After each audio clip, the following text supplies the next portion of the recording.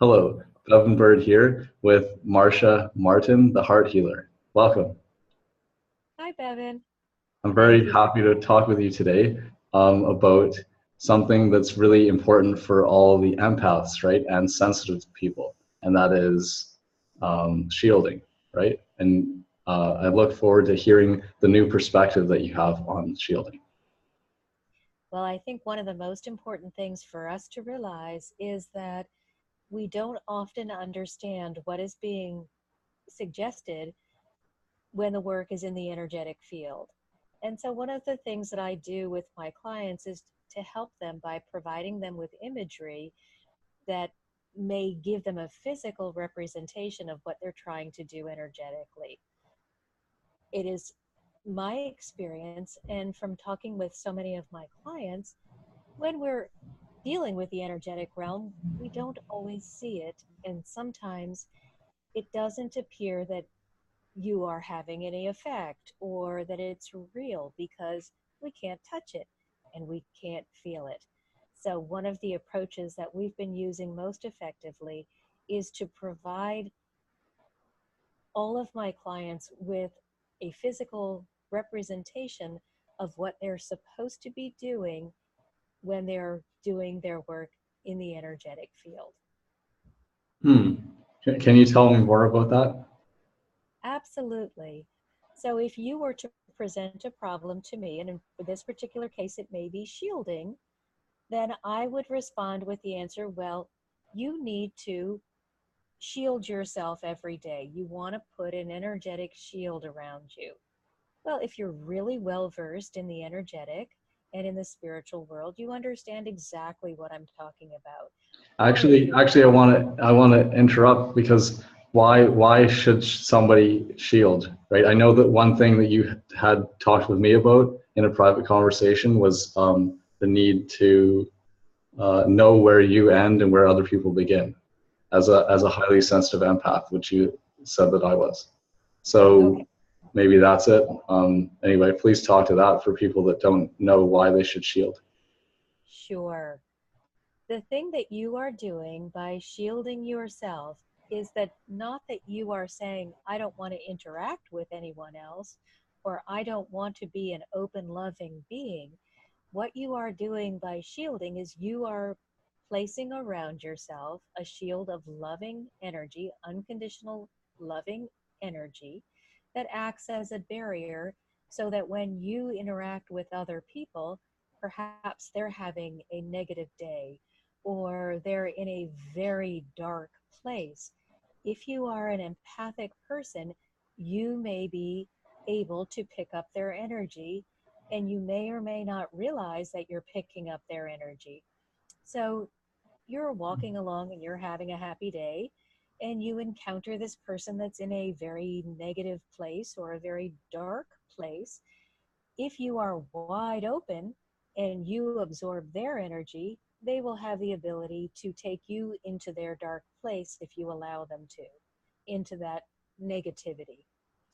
If you had properly shielded yourself before you left your home, you'd be able to have a wonderful exchange with them and still stay in your centered place of unconditional love and be sending out to them unconditional love without having to receive anything from them that you don't want to receive.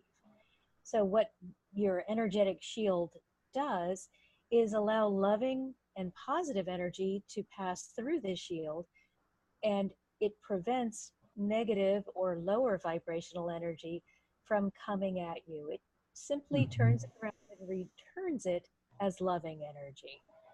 Hmm. Now, So they So don't there's necessarily, like I think there's a story that Louise Hay tells. I think someone may have been like getting ready to rob her or something, and then she just looked at him or whatever, like whatever the perspective was, and then he just like ran away. So then she probably had a good shield, and like I can see why what you're saying is valuable, like it's important to do, because I could have used that. If I used that, then I probably wouldn't have gotten pulled down by other people's energy, like say an ex-girlfriend, for example. And then also she could have used this too, because I remember her telling me of all these bad things that would happen to her. And she told a story one time where she was like walking through a park, and then like a crazy guy was going through, and he's yelling and stuff. He must be, you know, unstable, and someone threw a screwdriver at her. So like you definitely want to prevent that energy from coming at you. Absolutely. Now, I live in the city of Los Angeles, and we do have a problem with people who are mentally unstable because many years ago, Ronald Reagan was the governor and decided that he was no longer going to fund the mental institutions. So, unfortunately, some of those people are now living on the street and generally not harmful to anyone but themselves. But if they're having an off day and you're an open book, you can absorb all of that energy, that chaos that is part of them. Hmm. And what I've noticed, because I do a lot of walking, is I'm always sending out blankets of pink and gold light to whomever I pass. It's up to the receiver to decide whether or not they want to receive that energy. We all have free will. So I can choose whether I want to receive your energy, and you may decide whether you want to receive mine. But I have noticed that 99% of the time, my interactions with people are always pleasant and extremely friendly. I very rarely have a weird interaction, and Hmm. long before that interaction would have occurred, I'm told where to cross the street or to change direction. Hmm. Because one of the things that shielding does as well is to connect you more firmly with source, so then you are guided out of potentially harmful situations before they occur. Hmm. That's very good. And I'll give you an example of something that just happened to me the other day. For me, after all these years, shielding is just automatic. It's part of me. In the beginning, you must be very conscious to create the shield and continue to give energy to it because it's a new habit and you have to kind of build up reserves. So, one way that you can do that is when you wake up in the morning, you consciously create your shield and you create it. And I'll use the example of the Wizard of Oz. Glinda the Good Witch arrived in a bubble. Allow yourself to just step inside that bubble and move through your day in that bubble of protection. And one of the ways that my helpers, who are my guides, suggested that people who are just learning this remember to shield is to synchronize it with your day. So before you go to work, when you wake up, excuse me, you would shield. When you sit down to breakfast, you would reinforce the shield. When you go out to drive your car to work, you would reinforce the shield. When you arrive at work, you reinforce the shield. When you are ready for your break, you reinforce at lunch. So you can get the idea that every time there is a change in your routine, you would prompt yourself to reinforce your shield. Hmm. Now we all have smartphones. You can set alarms throughout your day to remind you to reinforce your shield in the Hmm. beginning so that you are cultivating that good habit of re energizing the shield. But here's an example for how well shields work. I was out walking the dog, and we're walking along, and I'm just enjoying the flowers and the birds and the scenery and not paying very much attention to anyone who may be passing by other than to smile and perhaps say hello. And then we get to a place where we're going to cross the street, and there is a gentleman sitting on the curb, and his head is in his lap, his hands raised. Obviously, he was in distress. Now, I was all prepared to walk up the sidewalk behind him with the idea of sharing with him a blanket of pink and gold light. And I was received a very clear message to cross the street. So I crossed the street and went up the sidewalk the other way, and the dog that I was with started barking. And this is unusual because this dog loves everyone, doesn't bark at anyone. So that was a way in which my shields were very proactive by sending us across the street, and then the dog picking up the energy and responding badly to the person. By obeying and being in that shielded environment, we just walked on by and he barked Oh, so gleefully. you're saying if you stayed on that side and walked by him with the dog and him would have interacted probably negatively. Or perhaps he would have jumped up and had a difficulty with me, and then Mhm. the dog would have attacked him, and Mhm. that would have been a very unpleasant mess.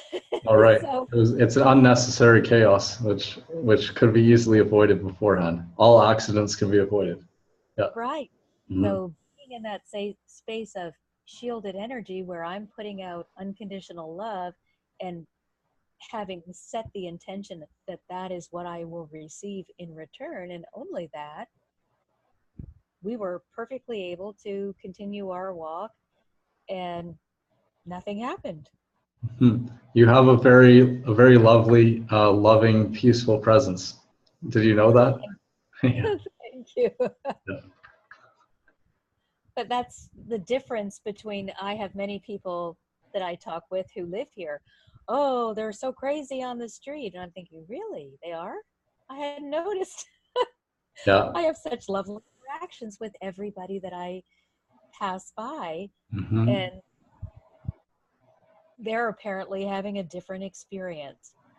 Hmm. Well, one of the reasons is because I have this shield of unconditional love surrounding me, and I'm sending that out. And if you choose to receive it, you may. I, in turn, will not receive your chaos or your negative energy because I know that's not going to help you. I used to believe that I needed to suck up everybody's chaos so I could make them better. And now I realize that wasn't ever going to help them. That wasn't the source of their problem. So I now counter their chaos with my unconditional love. And if Hmm. they're ready to receive it, they will.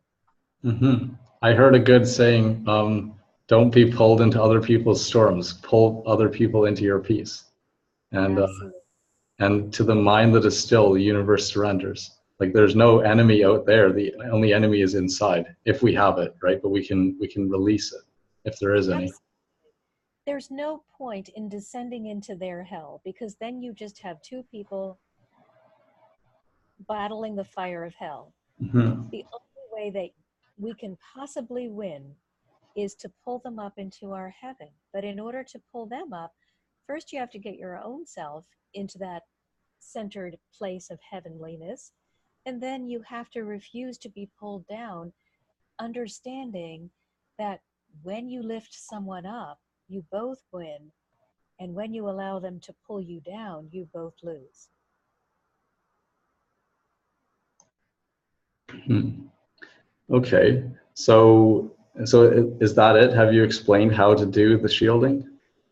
Well, let's just recap, Okay. which is you want to begin your shielding in the morning and make sure that you continue it throughout your day and even into the night, because the intention that you set for yourself during the night gives your subconscious the ability to go out and get that for you. So it's a very important time to set a good intention.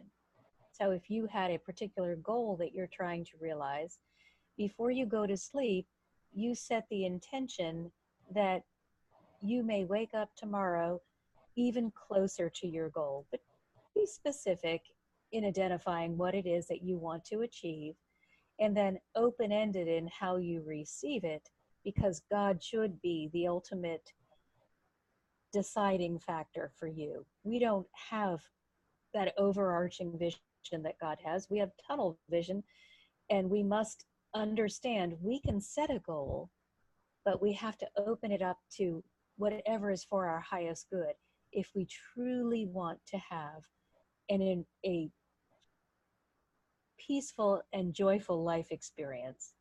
If we want to have a crazy, desperate life experience, we're going to be hard and fast and say, my way is the only way.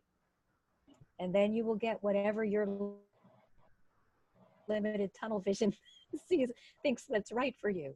If you want to flow, then you set your goal and say, I ask for this or whatever is in my highest good.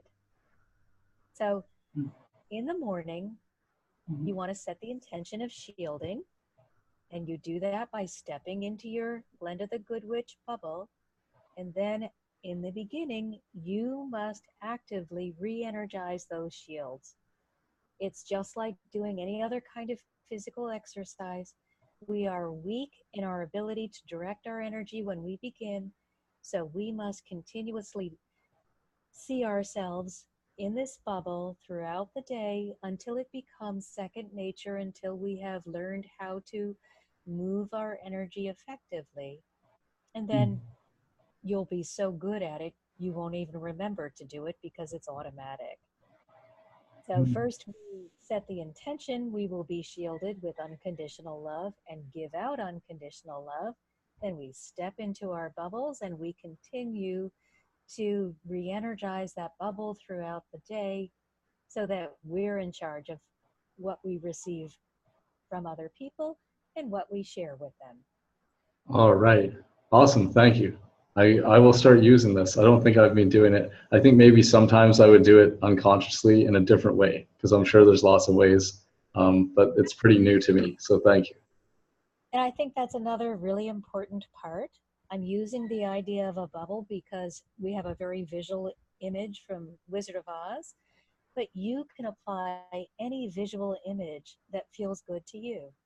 Some people like to zip themselves into their shield. So you're never limited to my example. It's merely an example. You apply your own best image or your own best method. But what you must do is apply it. Mm-hmm. Absolutely. How can people learn more from you? Oh, visit my website at marciamartinthehearthealer.com, and I have wonderful programs that you are welcome to join us. I'm teaching classes on many different subjects. I have a book coming out in December that explains, it's just an anthology of stories, and my story is how my journey began. But I'm also going to be putting some ebooks together that are specific to these different kinds of topics in addition to the classes, or you can contact me for private work. I do one-on-one sessions for those who are extremely serious about their spiritual journey and wanting to make progress more quickly. Mm-hmm. Okay, that's great. Marcia Martin, thehearthealer.com, right? Absolutely. It's Mhm. Marcia, for those of you who spell Marcia the other way, Marcia thehearthealer.com. Mhm. Absolutely. And you've got a great gift for everyone too, right? 28 days of love. Absolutely. For anybody who wants to experience what it's like to be more self loving and has yet to really fully grasp that, I put together an audio course that comes directly to your inbox that you may listen to whenever it's convenient for you, that gives you 28 different ways over the course of 28 days so that you can learn little tips and different methods of how you can be more self loving to you. And the understanding is always it is not selfish to be self loving. And Mother God explained this to me many years ago. She said, "You've got it all backward. It's not selfish to be self loving, it is selfless. Because when you are filled up, when you are connected with Source, when you are truly self loving, the divine in you is more powerful. And then you have more to share with others. However, when you are going at it the other way, when you are trying to just give of yourself and not your divinely connected self, you Mhm. soon become an empty well and you have nothing to give. Mhm. So please be self loving, fill yourself up first so that everyone can really receive your gift and you don't dissipate yourself in the process. Mhm. Absolutely. Um, I'd like to go deeper too, though, because you healed your own heart, right? Like, how long was that journey? 30 years. Okay. And so you went through counseling or therapy and then noticed that it just wasn't deep enough. It didn't it didn't work. It needed to go deeper or farther, the different programs you tried, right? Well, to be honest, I realized pretty quickly that traditional methods of therapy were not going to work for me because I never left feeling better. I just felt like my life really is horrible because I've just spent the last hour talking about how horrible it is. Hmm. So it was impossible to feel that I was making any forward progress when I was constantly referring back to what was wrong. And I had been interested in the spiritual aspect of things for so long that I could feel there was a disconnect there. So perhaps I did not give therapy a long enough try, but but I quickly advocated for a different approach and began moving more quickly toward the spiritual aspects as opposed to the mental health industry. And Okay. that was a long journey of working with a lot of fabulous people, taking a lot of different courses and reading hundreds and hundreds of books, and then realizing by using these different methods, well, there's something good in all of them, but for me, I'm still not at the source. It's been a year and I'm still finding myself in the same cycle. So clearly, I've not identified the origin point. And I was interested in finding out, well, why does this happen in the first place? So that's what really made me even more interested in searching and going more in depth with what I was doing. Now, one of the benefits that I do have is that being an auditory channel meant that I could ask all these questions and get a channeled message back. So that gave me an edge too. I mean, with all this information pouring in, it's difficult to go back to the mental health industry and say, oh, yeah, you know, you guys have it right. And we just need to deal with the brain. So, with my notebooks upon notebooks of years and years and years of channeled material, I realized the heart is the domain that is ruling our subconscious. So whenever we go offline, whenever we stop thinking about what we're doing, which is 90% of the time, and we just sort of are functioning on autopilot, we start doing things that the subconscious tells us that we should do. Unfortunately, the heart, whose role is to be a protector, will store your trauma or your negative experiences and then step in whenever it feels that you're going to repeat them. So let's pretend for the moment that you had a very abusive childhood. So whenever you are going to enter into a new relationship and the person exhibits any kind of characteristic that may be in any way resembling the abuse that you were exposed to, your immediate response is to run or to be defensive or to get out of that relationship in any way possible. Now, what's unfortunate about that is this particular person may have some of the same mannerisms as the abuser did and have a completely different heart, have absolutely no interest in abusing you or interacting with you negatively in any way.